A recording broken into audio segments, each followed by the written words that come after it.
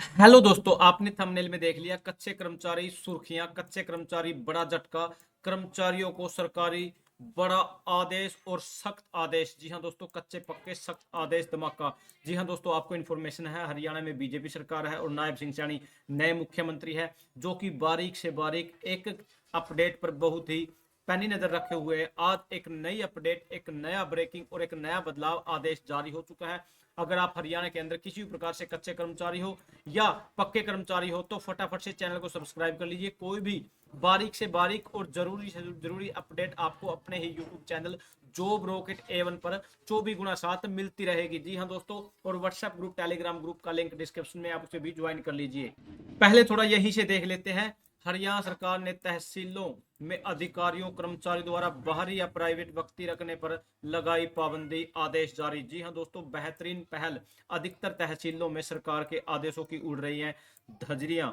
यहाँ प्रदेश में शायद ही ऐसी कोई तहसील होगी जहां अधिकारी कर्मचारी द्वारा प्राइवेट या बाहरी व्यक्ति को न रखा हो। तकरीबन तहसीलों में इस तरह की एंट्री देखने को मिल जाएगी।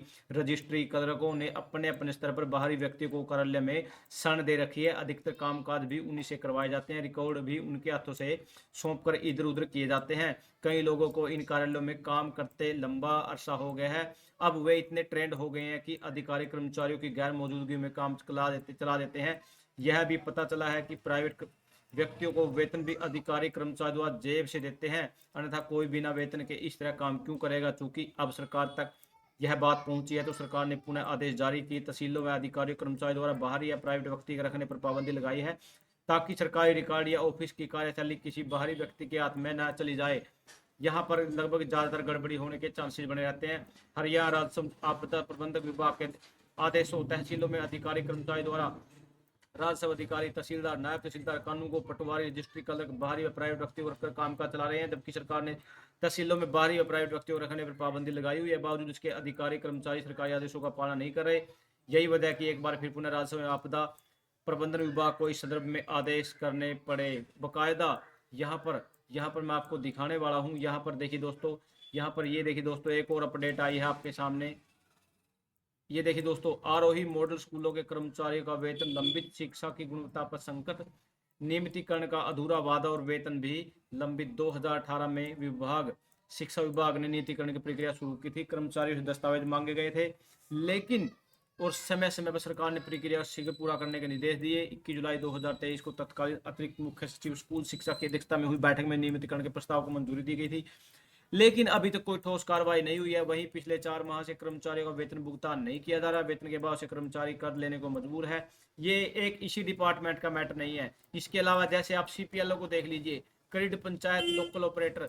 जी हाँ दोस्तों, एक सरकारी प्रोसेस, दो एग्जाम, 120 नंबर का मार्क्स का एग्जाम, उसके बाद नेगेटिव मार्किंग, 1,000 रुपये फीस पे करने के बाद जब ज्वाइनिंग लेटर और ऑफर लेटर आते हैं तो आपको मिलेगी 6,000 रुपये सैलरी। वो भी नहीं मिलेगी, जो कि आज तक नहीं मिल रही है। किसी को 1 महीने के बाद, 2 महीने के बाद, 3 महीने के बाद, 1 महीने की मिल जाती है, किसी को 2 महीने की मिल जाती है।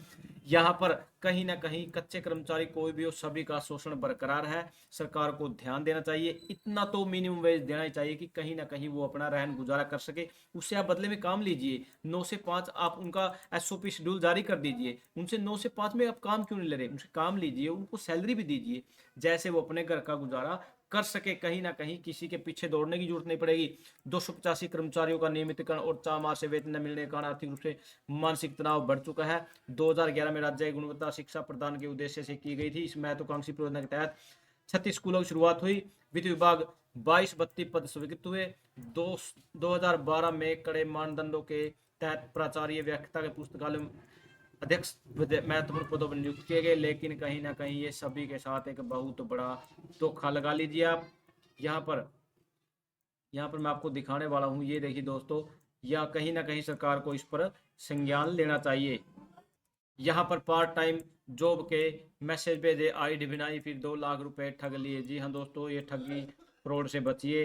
जो भी करना है आप लीगली प्रोसेस से 1 नंबर से कीजिए। इन सभी 2-2 नंबर वाले फ्रॉड से बचने की कोशिश करें। अब ऑनलाइन एक से एक अलग अलग प्रकार की फर्जीवाड़े आ चुके हैं, कृपया इनसे सावधान रहे और अपना जितना भी हो सके। हरियाणा कर्मचारी चयन आयोग बकाया पदों की लंबित भर्ती प्रक्रिया अगली मार्च तक पूरा करेगा। इन भर्तियों पर ध्यान दीजिए, अच्छे से तैयारी कीजिए। एक अच्छी पक्की रेगुलर जॉब प्राप्त कीजिए, जिससे आपका भविष्य सिक्योर होगा।